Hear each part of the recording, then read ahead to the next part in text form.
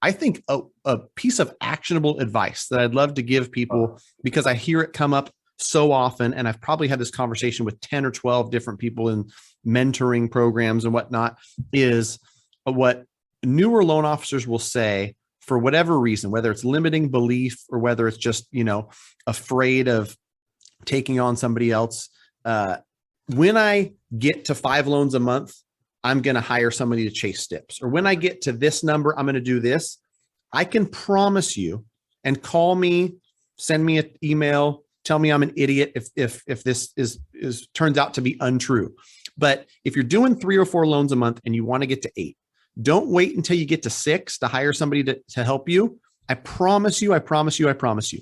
You hire somebody who's doing an activity that you don't necessarily like or is taking up a lot of your time.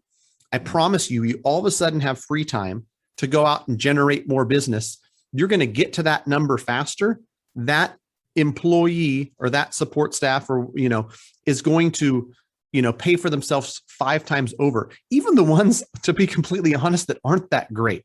I've seen loan officers grow hiring a mediocre person to help them, but it's just given them enough free time to say, hey, I don't want to remind somebody I need page 4 of the bank statement. I don't want to remind somebody, yes, we've got this, but we still need the 19 W-2.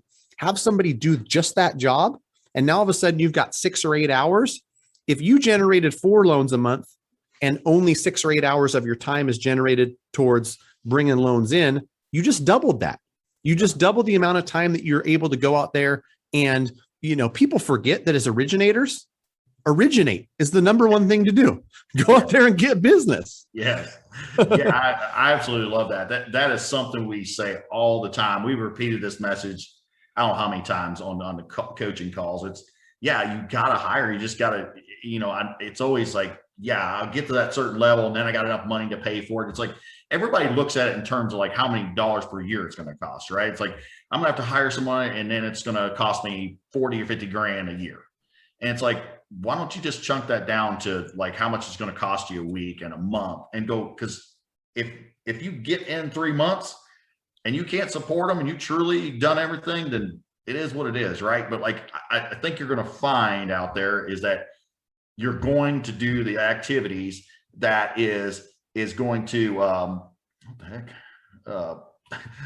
Not sure something was going on my recorder there. Anyway, but you're going to find the activities, you're going to find the time, you're going to do the right activities to then justify that hire. It's going to work itself out. But waiting is all you're going to do is just keep waiting, because you're going to be just in pain doing 4 and 5 loans.